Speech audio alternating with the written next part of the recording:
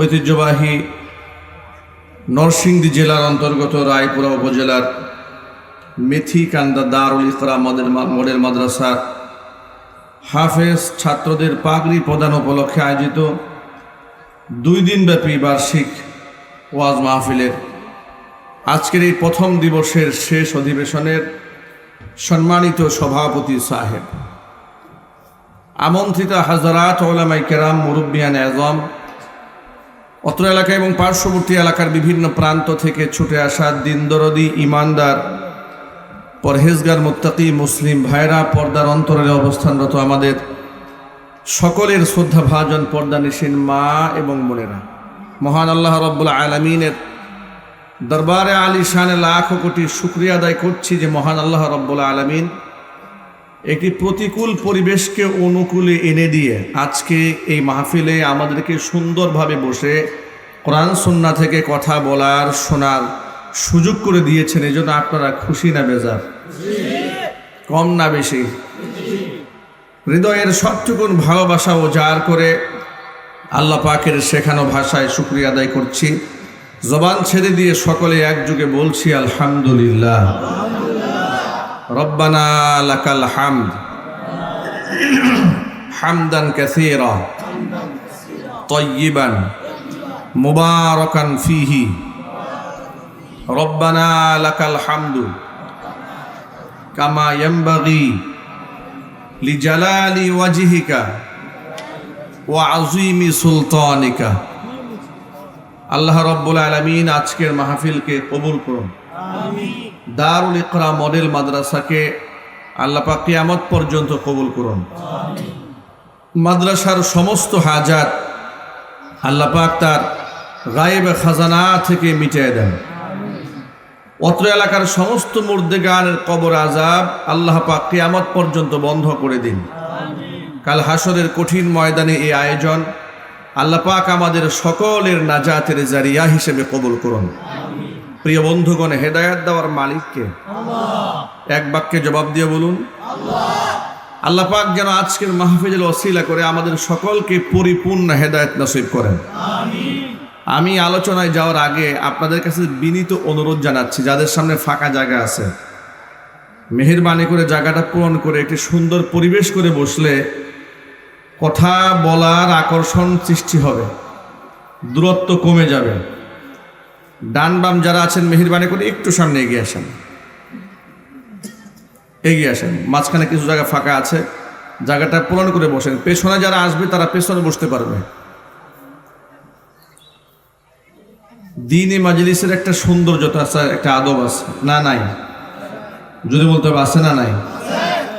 দ্বীনি মাজলিসের সৌন্দর্যতা হচ্ছে হালকা করে বসা, জমে জমে বসবেন, মাঝখানে কোনো ফাঁকা জায়গা রাখবেন না। ওই পেছনে যারা আসেন মেহেরবানি করে একটু এগিয়ে আসেন, ভাইরা এগিয়ে আসুন। এটা তো আল্লাহ পাকের দয়া যে আজকে এই মাঠে বসে বয়ান শোনা যাচ্ছে। এই মাসে তো আমাদের একাধিক প্রোগ্রাম ক্যান্সেল হয়েছে শুধু বৃষ্টির কারণে। এত বৃষ্টি হয়েছে, আজকে যখন আমি বাসা থেকে বের হই তখনও দেখি বৃষ্টি হচ্ছে। মনে মনে ভাবছিলাম যে আজকের মাহফিল কি মাহফিল প্যান্ডেলে করা যাবে না মসজিদে বয়ান করতে হবে, আল্লাহ পাক ভালো জানেন। আল্লাহ পাক যে এত সুন্দর সুযোগ করে দিয়েছেন আমাদেরকে, এই জন্য খুশি না বেজার? একটু জোর আওয়াজে বলুন আলহামদুলিল্লাহ। দেখুন আল্লাহ পাক আমাদেরকে যে নিয়ামত দান করেছেন, এই নিয়ামতের শুকরিয়া তো আমরা কোনোদিন আদায় করে শেষ করতে পারবো না। এত বেশি নিয়ামত দিয়েছেন, ওয়া ইন তাউদ্দু নি'মাতাল্লাহি লা তুহসুহা। এত নিয়ামত আল্লাহ দিয়েছেন, গণনা করে আমাদের হায়াত শেষ হয়ে যাবে, কিন্তু গুণে আমরা শেষ করতে পারবো না। আমাদের দেখা এবং অদেখায় এত বেশি নিয়ামত রাজির মধ্যে আল্লাহ পাক আমাদেরকে ডুবিয়ে রেখেছেন, কিন্তু আমরা প্রতিনিয়ত আল্লাহ পাকের নাফরমানির মধ্যে ডুবে আছি। আমরা শ্রেষ্ঠ নবীর উম্মত, শ্রেষ্ঠ ধর্মের অনুসারী, শ্রেষ্ঠ কিতাবের আহাল। পৃথিবীতে একমাত্র ইসলাম ধর্ম পরিপূর্ণ, পৃথিবীতে একমাত্র হক ধর্ম ইসলাম। পৃথিবীতে একমাত্র গ্রহণযোগ্য ধর্মের নাম ইসলাম। পৃথিবীতে একমাত্র পূর্ণাঙ্গ ধর্মের নাম ইসলাম। আমরা যারা মুসলিম, আল্লাহ পাক আমাদেরকে মুসলমান হিসেবে কবুল করেছেন। আল্লাহ পাক দুটি এমন দামি নিয়ামত আমাদেরকে দিয়েছেন। একটি নিয়ামতের নাম হচ্ছে কোরআন, আরেকটি নিয়ামত হচ্ছে নবিয়ুনা মুহাম্মদ রাসূলুল্লাহ সাল্লাল্লাহু আলাইহি ওয়াসাল্লাম। এত সুন্দর করে হাতে খড়ি করে মানুষকে সঠিক পথের দিশা আল্লাহ পাক আমাদেরকে দান করেছেন কোরআনের মাধ্যমে, আল্লাহ রসুলের মাধ্যমে। কোনো ব্যক্তি যদি কোরআন এবং সুন্নাময় জীবন গড়ে, সে পৃথিবীর শ্রেষ্ঠ মানুষ হবে। চিৎকার দিয়ে এখন সুবহানাল্লাহ। আজকে গোটা পৃথিবীতে বিভিন্ন জায়গায় নবী করিম সাল্লাল্লাহু আলাইহি ওয়াসাল্লামকে নিয়ে কটূক্তি করা হয়, আর সেই কটূক্তির প্রতিবাদে মুসলিম সম্প্রদায় রাজপথে ঝাঁপিয়ে পড়ে। খুব ভালো করে বিশ্লেষণ করলে দেখা যায় নবী করিম সাল্লাল্লাহু আলাইহি ওয়াসাল্লাম সম্পর্কে কটূক্তি তারা করে যাদের মধ্যে শিক্ষার কোনো আলো নাই। কথা বলেন ঠিক কিনা বলেন? যাদের মধ্যে শিক্ষার কোনো আলো নাই, কিংবা শিক্ষা থাকলেও সেটা প্রকৃত শিক্ষা নয়, ওই সমস্ত ব্যক্তিরাই, যারা দলান্ধ কিংবা ধর্মান্ধ কিংবা জ্ঞানান্ধ, যারা জ্ঞানের দিক থেকে একেবারে ভিক্ষুক, তারা আল্লাহ নবী সাল্লাল্লাহু আলাইহি ওয়াসাল্লামের সমালোচনা করে। যারা একেবারে ধর্মান্ধ, ধর্মীয় জ্ঞান নাই, নবী করিম সাল্লাল্লাহু আলাইহি ওয়াসাল্লামের সমালোচনা তারা করেছে। অমুসলিমও যদি আসাবিয়াতের উপরে ঊর্ধ্বে উঠে ইনসাফের দৃষ্টিতে নবী করিম সাল্লাল্লাহু আলাইহি ওয়াসাল্লামের জীবনী যারা পড়েছে, অমুসলিমরা আল্লাহ নবীর আদর্শের সামনে মাথা নত করে ইসলাম ধর্ম গ্রহণ করতে বাধ্য হয়েছে। পৃথিবীতে একমাত্র ব্যক্তি যার চরিত্রের ব্যাপারে স্বয়ং আল্লাহ পাক কসম করে বলেছেন, ওয়া ইন্নাকা লা আলা খুলুকিন আযীম, নিশ্চয়ই আপনি মহান চরিত্রের উপর প্রতিষ্ঠিত আছেন। একমাত্র ব্যক্তি নবিয়ুনা মুহাম্মদ রাসূলুল্লাহ সাল্লাল্লাহু আলাইহি ওয়াসাল্লাম, যাকে কষ্ট দিলে আল্লাহ সুবহানাহু ওয়া তাআলা তার বিরুদ্ধে সরাসরি অ্যাকশন নিয়েছেন। আল্লাহ রাব্বুল আলামিনের সাথে বান্দা নাফরমানি করেছে, আল্লাহ পাক তাকে ক্ষমা করেছে, কিন্তু রাসূলের সাথে বিয়াদবি করেছে, আল্লাহ পাক তাকে ক্ষমা করেন নাই। আবু লাহাব রাসূলের চাচা, খুব মোহাব্বত করেছে সারা জীবন। এমনকি আল্লাহর নবী যখন দুনিয়াতে আগমন করলেন, তখন তো তিনি পিতৃহীন অবস্থায় দুনিয়াতে এসেছেন, তার পিতা আব্দুল্লাহ দুনিয়ায় ছিলেন। এতিম অবস্থায় ভাতিজা দুনিয়াতে এসছে, এই সংবাদ আবু লাহাবের কানে যখন আবু লাহাবের দাসী দিয়েছিল, হাতের আঙুলের ইশারায় আবু লাহাব তার দাসীকে আজাদ করে দিয়েছিল। এর মানে আল্লাহ নবী সাল্লাল্লাহু আলাইহি ওয়াসাল্লাম যখন দুনিয়াতে আগমন করলেন, আগমনে আবু লাহাব এতটা খুশি ছিল। এমনকি 40 বছর পর্যন্ত নবী করিম সাল্লাল্লাহু আলাইহি ওয়াসাল্লামের নবুয়ত উম্মার মাঝে জাহির হওয়ার আগ পর্যন্ত আবু লাহাব আল্লাহ নবীর উপর এত সন্তুষ্ট ছিল যে আল্লাহ নবী সাল্লাল্লাহু আলাইহি ওয়াসাল্লামের দুইটা মেয়ে দিয়ে আবু লাহাবের 2 ছেলেকে বিবাহ করিয়ে দিয়েছিল। আত্মীয়তার সম্পর্ক খুব গাঢ় ছিল। আপনারা ভাবেন তো, বলুন তো, আপনারা ছেলে এবং মেয়ে যদি বিবাহ দিতে যান কিংবা করাতে চান, সেই ক্ষেত্রে যাদের সাথে আপনার শত্রুতা থাকে, দুশ্মনী থাকে, তাদের সাথে আত্মীয়তা করবেন? আওয়াজটা এত আস্তে বলেন আপনারা, একটু জোর আওয়াজে বলুন। যদি আপনি আত্মীয়তা করতে চান, তাহলে কি দুশ্মনের সাথে আত্মীয়তা করবেন? না, মোটেও না। যার উপর আপনি পরিপূর্ণ সন্তুষ্ট, আপনি তার সাথেই আত্মীয়তা করবেন, এবং আত্মীয়তার সম্পর্কটা খুব মধুর হয়। ঠিক কিনা বলেন? নবী করিম সাল্লাল্লাহু আলাইহি ওয়াসাল্লামের দুইটা মেয়ে আবু লাহাবের 2 ছেলের সাথে আল্লাহ নবী সাল্লাল্লাহু আলাইহি ওয়াসাল্লাম বিবাহ বন্ধনে আবদ্ধ করে দিয়েছিলেন। তাহলে একটু আন্দাজ করেন কতটা সুসম্পর্ক ছিল পারিবারিকভাবে আবু লাহাবের সাথে মুহাম্মদ সাল্লাল্লাহু আলাইহি ওয়াসাল্লাম, কত মহব্বত তিনি জড়িয়ে রেখেছিলেন। কিন্তু সেই আবু লাহাবই নবী করিম সাল্লাল্লাহু আলাইহি সাল্লামের আদর্শের হক এবং হক্কানিয়াতের নবুয়তের যখন প্রকাশিত হলো, আল্লাহ নবী সাল্লাল্লাহু আলাইহি সাল্লাম 40 বছর বয়সে নবী হয়েছেন কিনা এটা নিয়ে কিন্তু সমাজে বিরাট একটা বিতর্ক সৃষ্টি হয়েছিল কিছুদিন আগে, ঠিক কিনা বলেন?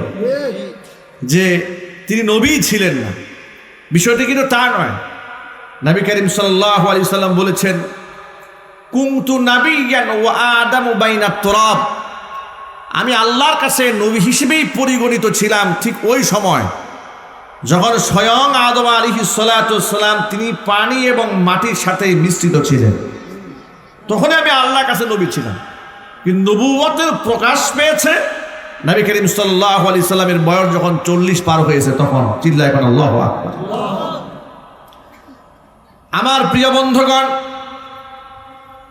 যে কথা বলতে চেয়েছি আমি সেটা হলো আল্লাহর হাবিব সাল্লাল্লাহু আলাইহি সাল্লামের চরিত্রের উপর কালিমা লেপন করে এমন কোনো মানুষ এই পৃথিবীতে ছিল না। তার কারণ আল্লাহর হাবিব সাল্লাল্লাহু আলাইহি সাল্লামের চরিত্রের ব্যাপারে কসম করে প্রশংসা করেছেন স্বয়ং আল্লাহ রাব্বুল আলামিন। যুগে যুগে লোকেরা স্বয়ং রবের সাথে নাফরমানি করেছে, রব সবর করেছেন, কিন্তু হুজুরে পাক সাল্লাল্লাহু আলাইহি সাল্লামের সাথে যারা নাফরমানি করেছে আল্লাহ রাব্বুল আলামিন তাদের ব্যাপারে সবর করেন নাই। আল্লাহর হাবিব সাল্লাল্লাহু আলাইহি সাল্লাম সাফা পাহাড়ের উপর দাঁড়িয়ে যেদিন বলেছিলেন, ও আরব জাহানের লোকেরা, ও মক্কার লোকেরা, আমি তো পাহাড়ের উপর দাঁড়িয়ে আছি যার দরুন পাহাড়ের এপার এবং ওপার দুটোই দেখতে পাই।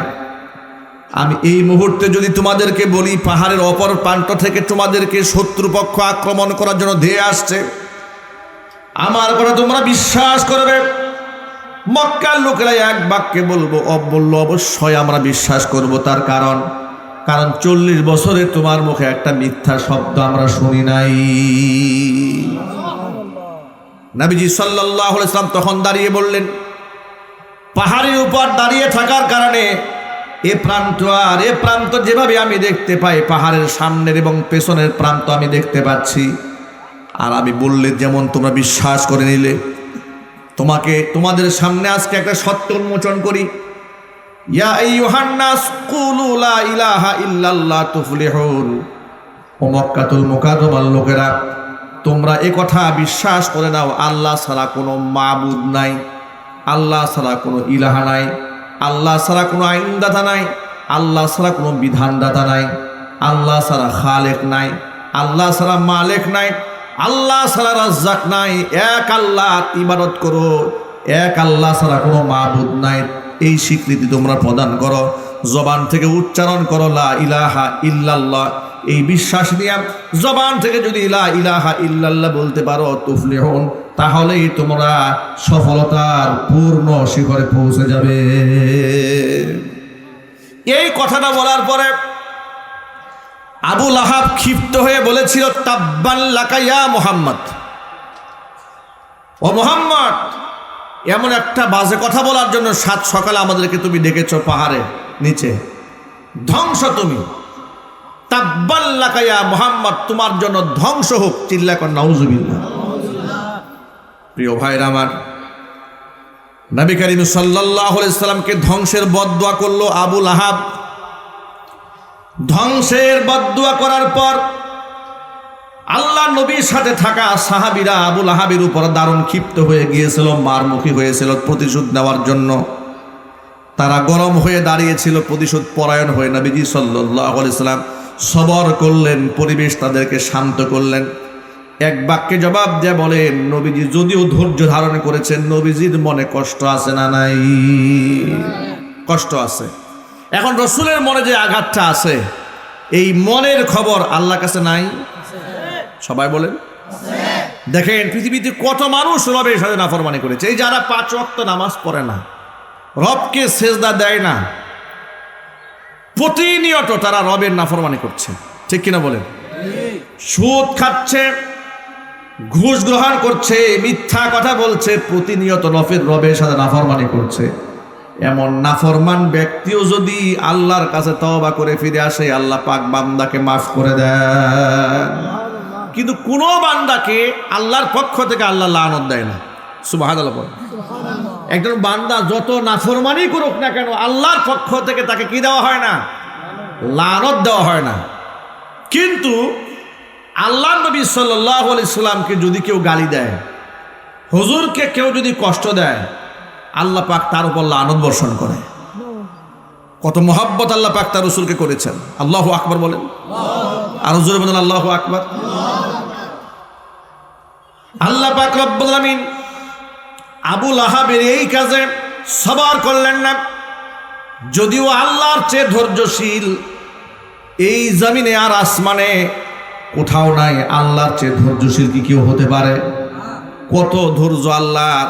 প্রতিদিন আমরা নাফরমানি করি, কিন্তু আল্লাহ রিজিক বন্ধ করেন না, পানি বন্ধ করেন না, খাবার বন্ধ করেন না, অক্সিজেন বন্ধ করেন না। এমন কখনো হয় না কোনো মুশরিক ক্ষেত খামার করেছে, খেতে ফসল নাই, কিন্তু নামাজি ফসল করেছে, ক্ষেত খামারে ফসল ভরে গেছে, তা হয় না। আল্লাহ রাব্বুল আলামিন এই জমিনে রহমান, এমন দয়ালু, তার ইবাদত করলেও আল্লাহ রিজিক দেন, ইবাদত না করলেও অফুরন্ত রিজিক দিয়ে ভরপুর করে দেন। কিন্তু বান্দার উপর আল্লাহ পাকের লানত হয় না। কিন্তু আবু লাহাবের ব্যাপারে আল্লাহ রাব্বুল আমিন বললেন, তাব্বাত ইয়াদা আবি লাহাবিন ওয়া তাব্বা মা আগনা আনহু মালুহু ওয়া মা কাসাব সায়াসলা নারান যাতা লাহাবিন ওয়া ইমরাআতুহু হাম্মালাতাল হাতাব ফি জিদিহা হাবলুম মিন মাসাদ। আল্লাহ পাক বলেন, কেমন যেন আল্লাহ জবাব দিয়া দিলেন, মোটেও না, আমার নবী তো ধ্বংস হবে না, কিন্তু ধ্বংস হবে ওই আবু লাহাব। যে আবু লাহাব আমার নবীর জন্য ধ্বংসের বদদোয়া করেছে, তার দুই হাত ধ্বংস হয়ে যাবে, কারণ সে দুই হাত দিয়া আমার নবী সাল্লাল্লাহু আলাইহি সাল্লামকে পাথর নিক্ষেপ করেছে, এই জন্য ওর দুই হাত ধ্বংস হয়ে যাবে। আমার নবীর পেছনে পেছনে সমালোচনা করেছে আবু লাহাবের স্ত্রী উম্মে জামিল, সেও ধ্বংস হয়ে যাবে, অবশ্যই সে জাহান্নামের আগুনের মধ্যে ঢুকবে। আল্লাহ রাব্বুল আমিন তার হাবিবের সামান্যতম কষ্ট বরদাস্ত করেন নাই। এর মানে আল্লাহ রাব্বুল আলামিন এই পৃথিবীতে তার নিজের সাথে নাফরমানি বরদাস্ত করেন, কিন্তু রাসূলের সাথে নাফরমানি বরদাস্ত করেন না। কেন করেন না শোনেন, কারণ আল্লাহ পাক তার হাবিবকে এত মহব্বত করেছেন, আর এত ভালোবেসেছেন, আর এত সম্মান তিনি তার রাসূলকে দান করেছেন। কোরআন মাজিদের মধ্যে আল্লাহ রাব্বুল আমিন বারবার কাফেরদের জবাব দিয়ে বলেছেন, কাফেররা একবার হুজুর পাক সাল্লাল্লাহু আলাইহি সাল্লামকে পাগল বলেছে, জোরে কোন নাউজুবিল্লাহ, আর জোরে কোন নাউজুবিল্লাহ। একবার লম্বা সময় জিবরাইল আলাইহিস সালাতু ওয়াস সালাম রাসূলের কাছে আসা যাওয়া বন্ধ হয়ে গেল। এর একটা প্রেক্ষাপট ছিল না আসার। সেই প্রেক্ষাপটটা কি? প্রেক্ষাপট হলো, আচ্ছা আপনারা বলেন, সূর্য যদি উদিত হয়ে যায়, পৃথিবীর কোনো কিছু দিয়া কি এই আলো ধামাচাপা দিয়ে রাখা যায়? আরো জোরে বলুন। দিবস যখন এসেই পড়ে, ফজর যখন হয়ে যায়, আকাশ তো এমনিতেই শুভ্র হয়ে যায়, সাদা হয়ে যায়, এটা তো আর আটকায় রাখা যায় না। কোরআন সত্য, রসুল সত্য, তার বাণী সত্য। এই সত্য যখন উন্মোচিত হলো, তখন সত্যের প্রতি মানুষের আকর্ষণ আছে না নাই? তা আকৃষ্ট যখন হতে শুরু করেছে, মক্কার লোকেরা কত প্রকার ষড়যন্ত্র করেছে।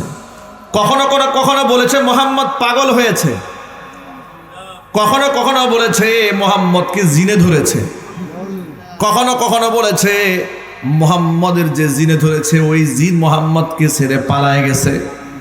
নাউজুবিল্লাহ পড়েন। সব প্রকারের অপবাদ তার উপর আরোপ করেছে। আল্লাহ পাক জবাব দিয়ে বলেছেন, ওয়ামা সাহিবুকুম বিমাজনুন, তোমাদের সাথী পাগল নয়। দেখুন, অপবাদ দিল কাফেররা। আল্লাহর নবী কখনো বলেন নাই যে আমি পাগল না। এভাবে আল্লাহর নবী নিজে জবাব না দিয়ে আল্লাহর নবীর পক্ষ থেকে জবাব কে দিচ্ছেন জোরে বলেন? আল্লাহ পাক বলছেন, ওয়ামা সাহিবুকুম বিমাজনুন, তোমাদের সাথী আমার নবী পাগল নন।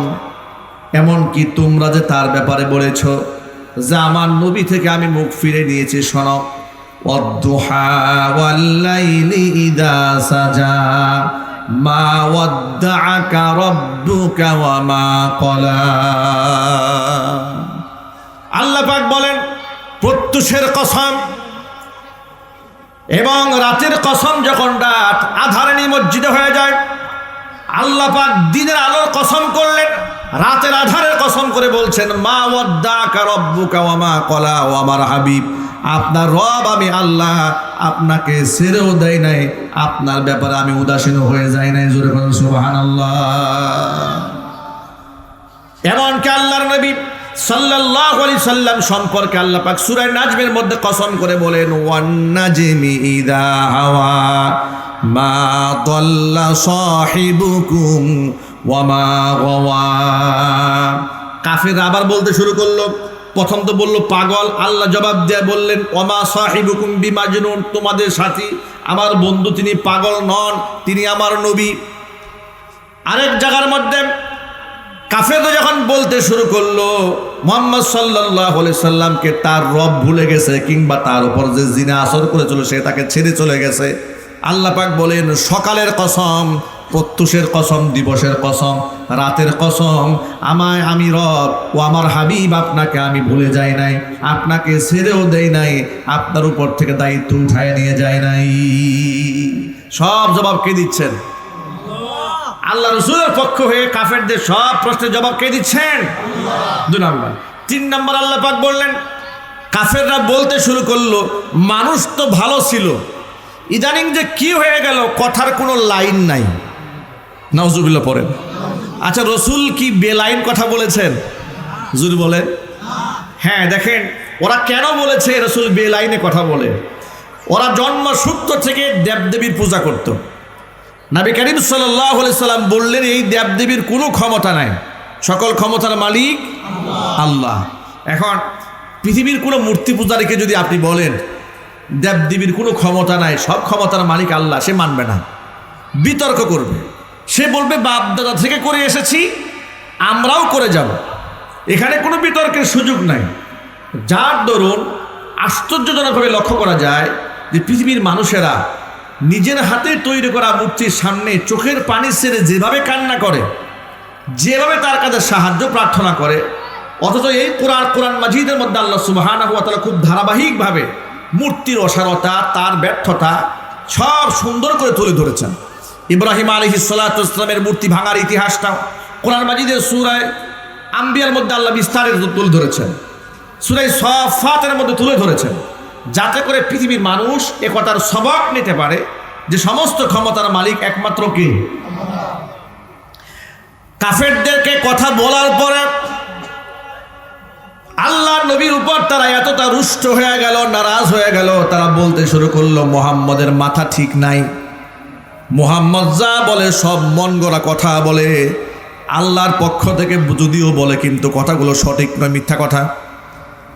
এই কথার প্রতিবাদে আল্লাহ পাক সূরা নাজমে বললেন ওয়ান নাজমি ইযা হাওয়া মা দাল্লা সাহিবুকুম ওয়া মা গাওয়া ওয়া মা ইয়ানতিকু আনিল হাওয়া।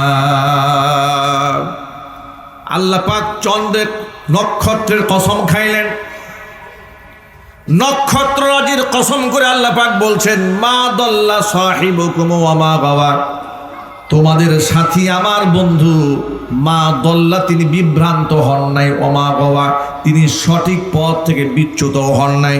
তোমরা যে বলো যা বলে সব মন থেকে বলে, নিজের থেকে বলে, মন গড়া বলে, মোটেও নয়। ওয়া মা ইয়ানতিকু আনিল হাওয়া ইন হুয়া ইল্লা ওয়াহিয়ুন ইউহা। আমার নবী মন গড়া কোনো কথা বলেন না, যা বলেন সব আমি আল্লাহর পক্ষ থেকে ওহী পদ্মাদেশ যা করা হয় তাই বলেন। জোরে বলেন সুবহানাল্লাহ। প্রিয় ভাইরা আমার, আমি মাত্র কয়েকটা এক্সাম্পল আপনাদের সামনে উপস্থাপন করেছি। কাফেররা নবীজি সাল্লাল্লাহু আলাইহি ওয়াসাল্লামকে পাগল বলেছে, জবাব কে দিয়েছেন? কাফেররা বলেছে যে মুহাম্মদ সাল্লাল্লাহু আলাইহি ওয়াসাল্লামকে জিনে ধরেছে, তারা কাফেররা বলেছে মুহাম্মদ সাল্লাল্লাহু আলাইহি ওয়াসাল্লাম সত্য পথ থেকে বিচ্যুত হয়েছেন, জবাব কে দিয়েছেন? এবার শোনেন, সকল জবাব আল্লাহর পক্ষ থেকে দেওয়া হলো। আল্লাহর নবীর সততার সামনে মানুষ যখন একে একে হার মানতে শুরু করলো, আবু জাহেল, উতবা, সাইবা, ওয়ালিদ ইবনুল মুগীরা, আবু সুফিয়ান তৎকালীন যুগে পেরেশান হয়ে গেল। এই সত্যের আকর্ষণ থেকে মানুষকে তো ফিরায় রাখা যায় না, সত্য থেকে মানুষকে কোনোদিন মিথ্যা কথা বলে ফেরানো যায় না। তার একটা বাস্তব প্রমাণ আপনাদের শোনাই, ছোট্ট করে বোঝাবার জন্য বলি।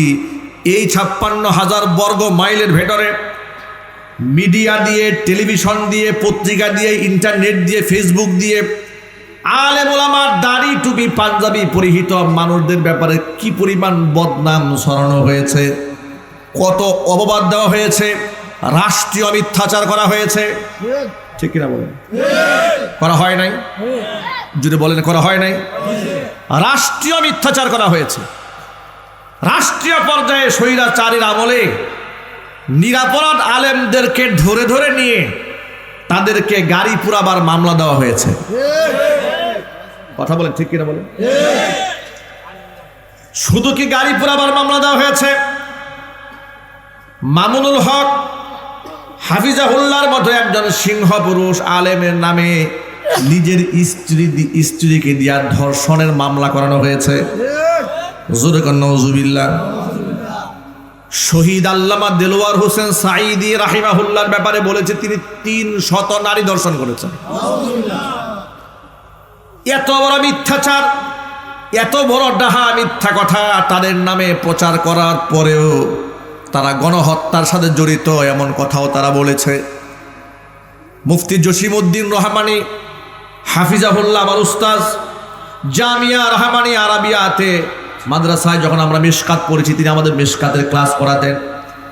একজন শেখুল হাদিস, একজন জাদ্দেল মুহাদ্দিসকে 11টি বছর অন্ধকার কারারুদ্ধ রেখে দিয়েছিলেন আনসারুল্লাহ বাংলা টিমের প্রধান বলে। মানে যাদেরকে তাদের কুফরি সমাজ ব্যবস্থার হুমকি মনে করেছেন, তাদের অপকর্মের জন্য, তাদের অপকর্ম জাতির সামনে উন্মোচন করে দিয়া জাতিকে যারা সতর্ক করেছে, তাদেরকেই চরিত্রহীন, জঙ্গি, সন্ত্রাস এগুলা বানাবার জন্য এখনো কোনো মিথ্যাচার নাই যা মিডিয়াতে রাষ্ট্রীয়ভাবে প্রচার করা হয় নাই। ঠিক কিনা বলে? আলেম ওলামাদের পারিবারিক কল রেকর্ড, স্বামী এবং স্ত্রীর আভ্যন্তরীণ ব্যাপার, আপনারা বলেন তো প্রিয় ভাইয়েরা, একটু ইনসাফের সাথে বলেন, আপনার এবং আপনার স্ত্রীর মাঝে আল্লাহ পাক আমার এবং আমার স্ত্রীর মাঝে যে সম্পর্কে বন্ধন দিয়েছেন, এতটা পার্সোনালিটি, এতটা প্রাইভেট সম্পর্ক, যে প্রাইভেট সম্পর্কের মধ্যে হস্তক্ষেপ করার কোনো অধিকার পৃথিবীতে কারো আছে? আরো চিৎকার দিয়ে বলুন আছে? এমনকি এইরকম পারিবারিক কল রেকর্ড, স্বামীর সাথে স্ত্রীর, স্ত্রীর সাথে স্বামীর, সেই রেকর্ডগুলো মানুষের একান্ত ব্যক্তিগত বিষয়গুলো রেকর্ড আকারে 71 টেলিভিশন, 72 টেলিভিশনে তারা চিবিয়ে চিবিয়ে মানুষের সামনে আলেমদের বিরুদ্ধে কথা বলেছে, রেকর্ডগুলো প্রচার করেছে। আলেমদেরকে মানুষের সামনে তুচ্ছ তাচ্ছিল্য করার জন্য, ব্যঙ্গ বিদ্রুপ করার জন্য। কিন্তু বিগত 16টা বছর ধরে এই প্রচেষ্টা তারা অব্যাহত রাখলো। রেজাল্ট কি দাঁড়ালো? তারা এই অপপ্রচার করে তারা আলেমদেরকে মানুষের দিল থেকে সরাতে পেরেছে? আরো জোরে বলেন। রাজাকার রাজাকার নাটক বানিয়ে যে সমস্ত মানুষদেরকে তারা ফাঁসির মঞ্চে উঠিয়েছে, ওই মানুষের জন্য এখন মানুষ চোখের পানি ছাড়ে। কিন্তু যারা তাদেরকে রাজাকার নাটক সাজিয়ে এদেরকে হত্যা করেছে, ওদের নাম শুনলে মানুষ ওদের মুখের মধ্যে থুতু নিক্ষেপ করে। এটা খুব সহজে বোঝাবার জন্য বললাম। সত্যকে কোনোদিন মিথ্যা দিয়ে আটকায় রাখা যায় না, এটা হচ্ছে তার বড় প্রমাণ। এতগুলো অপবাদ আলেমদের নামে দেওয়ার পরে আলেমদের প্রতি আস্থা দেশের মানুষের সামান্যতম নষ্ট হয়নি। আরেকটা উদাহরণ দিয়ে আপনাদের, যেহেতু পার্শ্ববর্তী এলাকা, খুব সহজে বোঝাবার জন্য, আপনাদের পার্শ্ববর্তী এলাকা ব্রাহ্মণবাড়িয়া। এই ব্রাহ্মণবাড়িয়াতে একজন বিখ্যাত তাফসির কারক ছিলেন আল্লামা জুবাইর আহমদ আনসারী রাহমাতুল্লাহি আলাইহি, নাব্বারাল্লাহু মারকাদাহু ওয়া জাআলাল জান্নাতা মাসওয়াহু। সকলে বলেন আমিন। আল্লাহর এই বান্দা এত বেশি কোরআনে কারিমের তাফসির করেছেন, ব্যাখ্যা করেছেন, বিশ্লেষণ করেছেন, আঞ্চলিক ভাষায় এত মজা করে কথা বলতেন। মানুষ গভীর রাত পর্যন্ত তার বক্তব্য শুনত। দৈনিক 4টা 5টা 6টা 7টা পর্যন্ত তাফসীর তিনি করতেন সারা বছর ভর। ঠিক কিনা বলেন? এমন একজন ব্যক্তি করোনাকালীন সময়ে যখন লকডাউন চলছে তখন তিনি মারা গেলেন। আল্লাহর বান্দা আল্লাহর সান্নিধ্যে চলে গেলেন। করোনাকালীন সময়ে আল্লাহর এই বান্দা চলে যাওয়ার পরে অবস্থা কি দাঁড়ালো? যেহেতু লকডাউন চলছে তখন চিত্র এমন হয়েছে, করোনাতে আক্রান্ত হয়ে বাবা মারা গেছে, সন্তান লাশের কাছে যাচ্ছে না। সন্তান মরেছে, বাপ যায় না। ভাই মরেছে, ভাই যাচ্ছে না। আত্মীয় স্বজন মরেছে, যাচ্ছে না। স্বামী মারা গেছে, স্ত্রী লাশের কাছে যাচ্ছে না। ঠিক কিনা বলেন? এই ছিল তো তখনকার সময়ের বাস্তব চিত্র। ঠিক ওই মুহূর্তে একজন আলেম মারা গেলেন।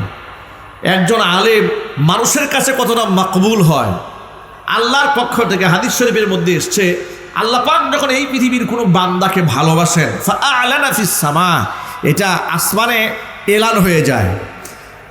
প্রথমত আল্লাহ পাক জিবরাইল আলাইহিস সালাতুস সালামকে একান্তে ডাকেন। জিবরাইলকে ডেকে বলেন, ও জিবরাইল শোনো, দুনিয়ার অমুকের পুত্র অমুককে আমি আল্লাহ ভালোবাসি, সুতরাং তুমিও তাকে ভালোবাসো। আল্লাহ পাক যাকে ভালোবাসেন, ভালোবাসার সংবাদ যখন জিবরাইল শোনেন তখন তাকে তিনি ভালোবেসে ফেলেন।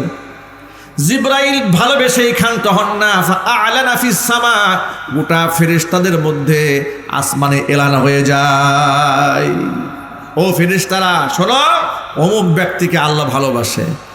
যখন আল্লাহ ভালোবাসার এই কথাটি ফেরেশতাদের কানে কানে হয়ে যায়, সমস্ত ফেরেশতা কুল যখন তাকে ভালোবাসতে থাকে, ফায়ুদউ লাহুল কবুল ফিল আরদি, আল্লাহ পাক তখন জমিনে তাকে মাকবুল বানায় নেন। জমিনে তাকে মাকবুল বানানো হয়, তাকে আল্লাহর পক্ষ থেকে মঞ্জুর করা হয়। আপনি যত বদনাম বলেন, যত অপবাদ দেন, মানুষের দিল থেকে আপনি তাকে কোনো দিন সরাতে পারবেন না। এবার বাস্তব প্রমাণে আসেন। বাবা মারা গেলে সন্তান জানাজায় যায় না, স্ত্রী মারা গেলে স্বামী যায় না, স্বামী মারা গেলে স্ত্রী জানাজার কাছে যায় না। এমন কঠিন মুহূর্তের মধ্যে আল্লামা জুবের আহমদ আনসারী রাহমাতুল্লাহি আলাইহি করোনার সময় মারা গেলেন। জানাজার নামাজের মধ্যে মানুষ যেন আসতে না পারে মাইকে এলান করা হলো। একেবারে সংক্ষিপ্ত আকারে সকাল সকাল জানাজা করে দেওয়া হবে, পুলিশ প্রোটেকশন দেওয়া হলো যাতে করে জানাজার নামাজের মধ্যে লোক যেন সামিল হতে না পারে। সিলেট ঢাকা মহাসড়কের মাঝখানে পুলিশ চেক পোস্ট বসায় দেওয়া হলো যাতে করে গাড়িতে করে কোনো লোক জানাজায় সামিল হতে না পারে।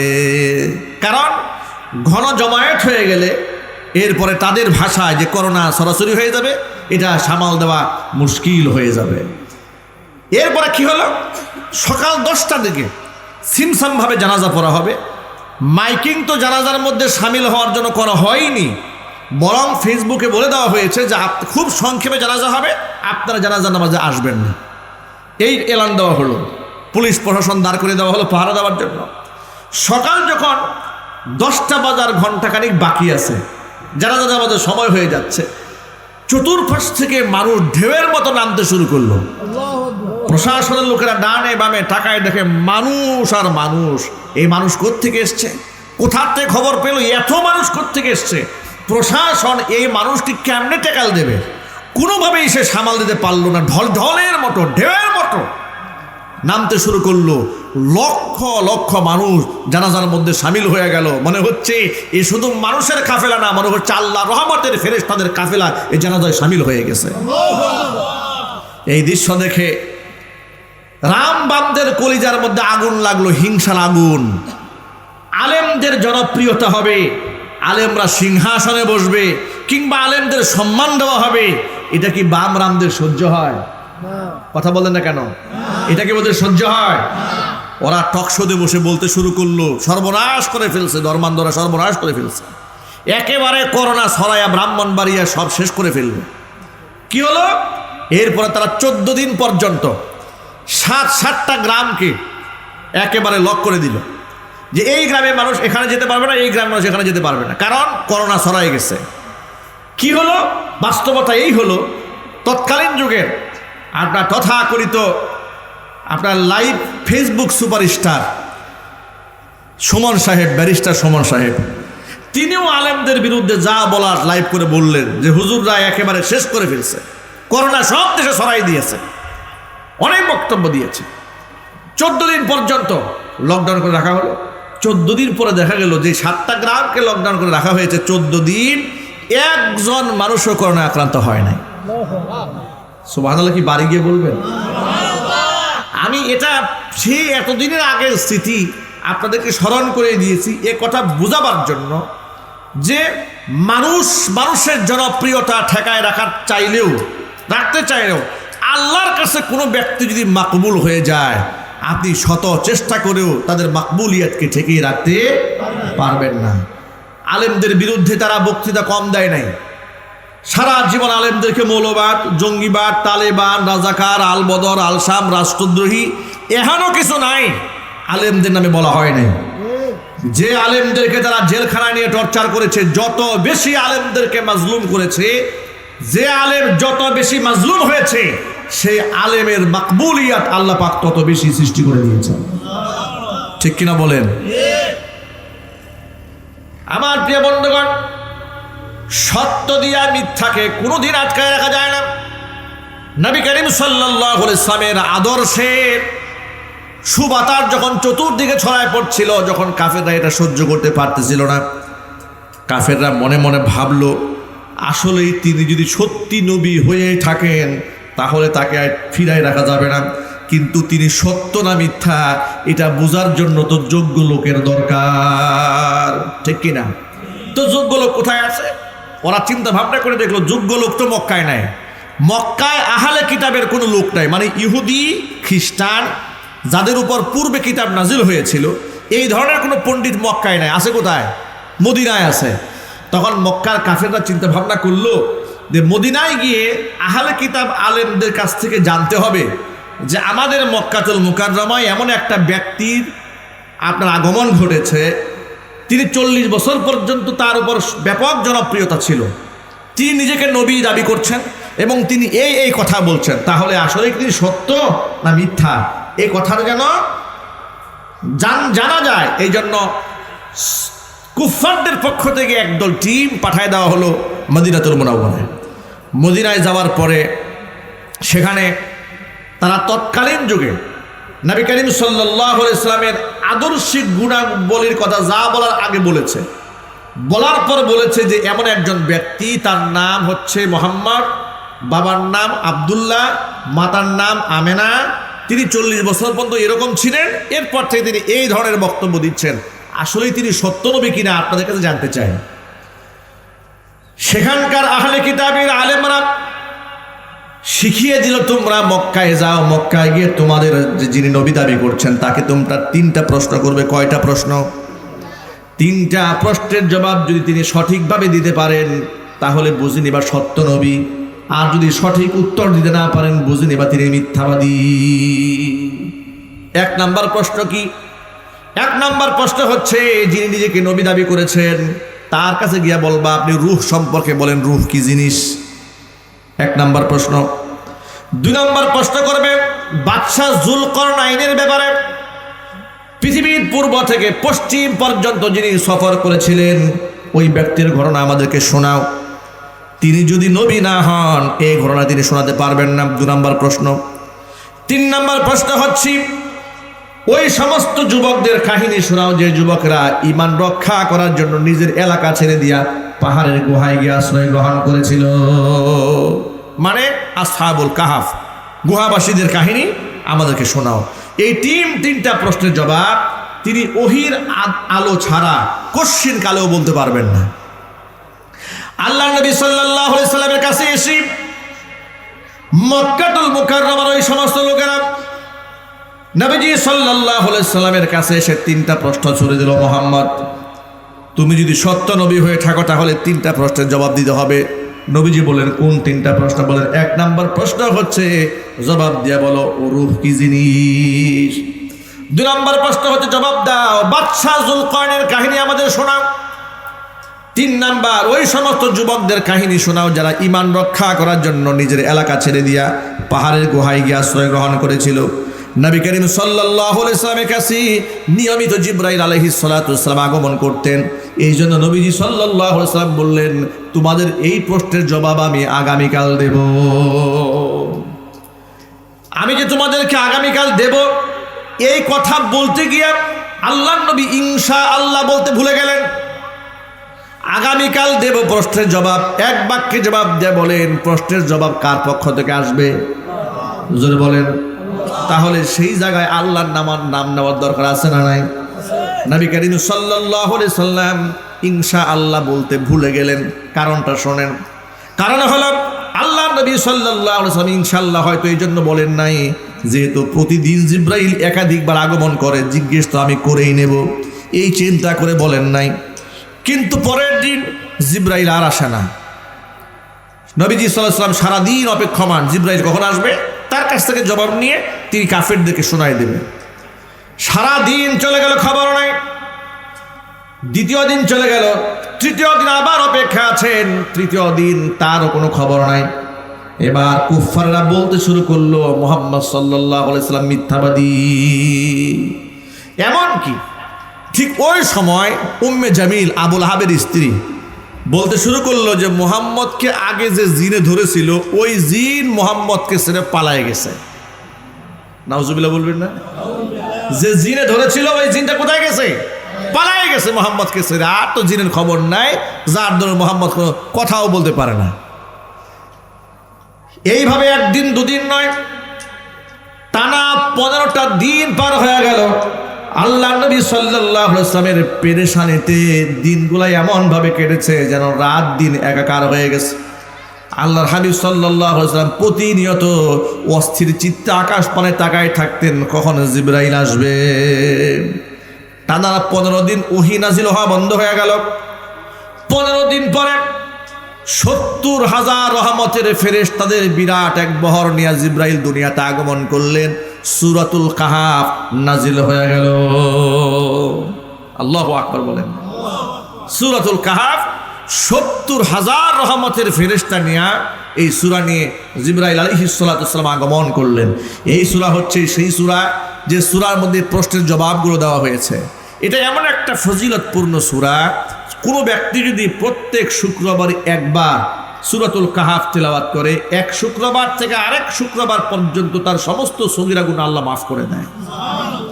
এই সূরাতুল কাহাফ হচ্ছে সেই সূরা যে সূরা তেলাওয়াত করলে দাজ্জালের ফিতনা থেকে ব্যক্তিকে আল্লাহ বাঁচিয়ে দেন।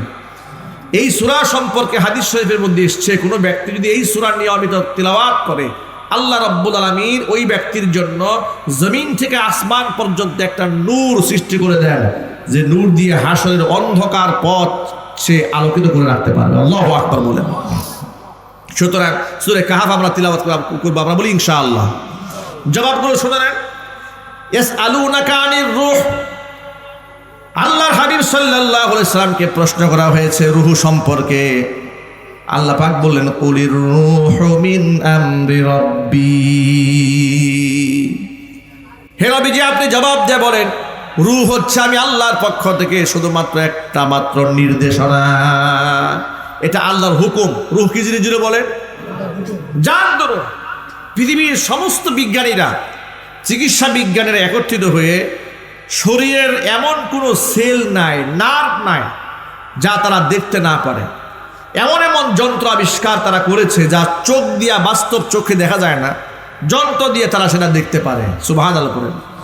একেবারে প্রতিটা কোষকে, রক্তের যে কোষ আছে এই কোষগুলাকেও তারা বড় আকারে দেখতে পারে। কিন্তু একটা আইসিইউর ভেতরে লাইফ সাপোর্টের মধ্যে সমস্ত ক্যামেরা সেট করা থাকে, সব থাকে। শরীরে হার্ট কোন অবস্থায় আছে, লাংস কতটুকু কি অবস্থায় আছে, ফুসফুসের অবস্থা কি আছে, রক্ত সঞ্চালন কতটুকু আছে, পালস কতটুকু আছে, সব তারা কম্পিউটার দেখতে পাচ্ছে। কিন্তু ব্যক্তি থেকে আত্মাটা উড়ে গেল, কি গেল, কোন দিক দিয়ে গেল, কোন আকারে গেল, কোন আকৃতিতে গেল, তারা এটা ক্যামেরায় ধারণ করতে পারে না। আল্লাহু আকবার বলেন। চিল্লা এখন আল্লাহু আকবার। এটাকে পাহারা দিয়ে রাখা যায় না। কুলির রূহু মিন আমরি রাব্বি। হে রাসূল, আপনি বলেন যে এটা হচ্ছে আমি আল্লাহর পক্ষ থেকে একটা নির্দেশনা মাত্র, ওমা উতিতুম মিনাল ইলমি ইল্লা কালিলা, তোমাদেরকে যা জ্ঞান দেওয়া হয়েছে সামান্য জ্ঞান, এই সামান্য জ্ঞান নিয়ে আমার অসামান্য রূহ নিয়ে চিন্তা করতে যাইও না, মাথা নষ্ট হয়ে যাবে। আল্লাহু আকবার বলেন।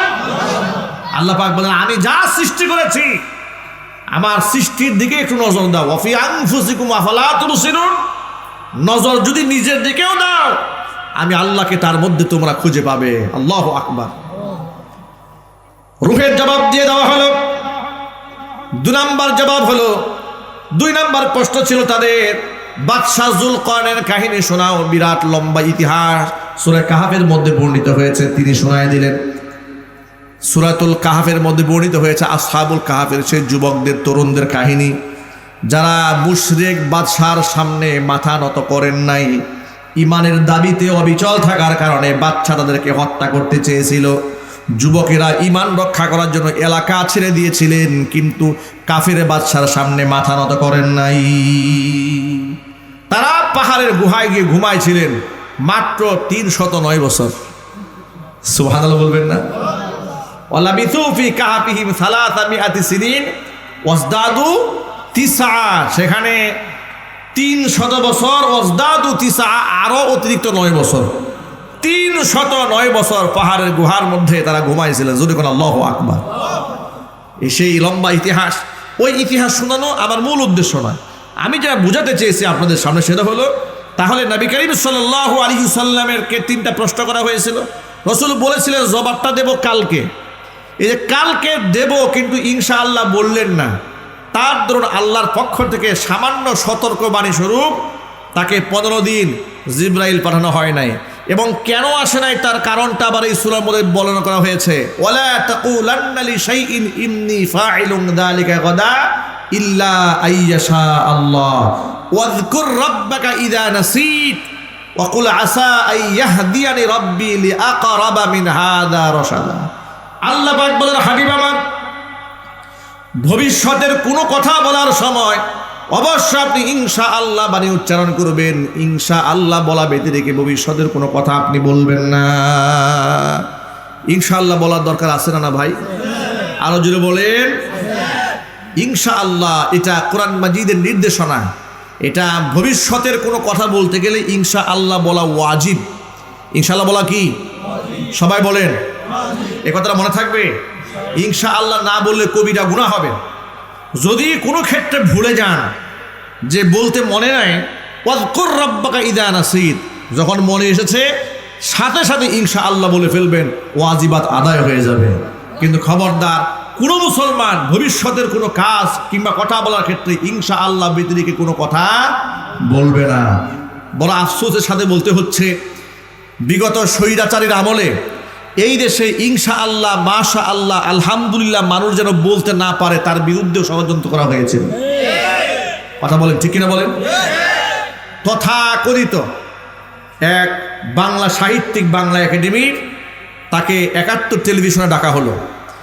সে সেখানে বসে বসে বলল যে এই যে বর্তমান প্রজন্মের ছেলেরা কথায় কথায় ইনশাআল্লাহ বলে, মাশাআল্লাহ বলে, আলহামদুলিল্লাহ বলে, এটা নাকি বাংলা ভাষার বিকৃতি। মানে ওনারা যে কথায় কথায় ইংরেজি বলে এতে কোনো অসুবিধা নাই, কিন্তু কথায় কথায় ইনশাআল্লাহ, মাশাআল্লাহ, আলহামদুলিল্লাহ বললে বাংলা ভাষার বিকৃতি। এর মানে হচ্ছে স্বৈরাচারীর আমলে বিরাট একটা প্ল্যান ছিল গোটা রাষ্ট্র থেকে ইসলামকে ঝাঁটা পিটাই করে বিদায় করা। কথা বলে না কেন?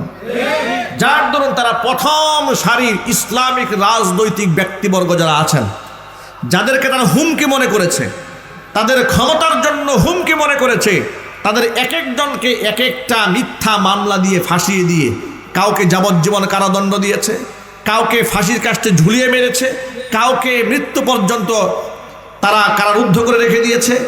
কারো নামে 50টা, 100টা, 150টা, 200 মামলা দিয়ে সারা জীবন যেন মাথা চারা দিয়ে দাঁড়াতে না পারে তারা ষড়যন্ত্র তারা করেছে। বাংলাদেশের উল্লেখযোগ্য খ্যাতিমান এখনো কোনো আলেম নাই যে স্বৈরাচারীর আমলে নির্যাতিত হয় নাই।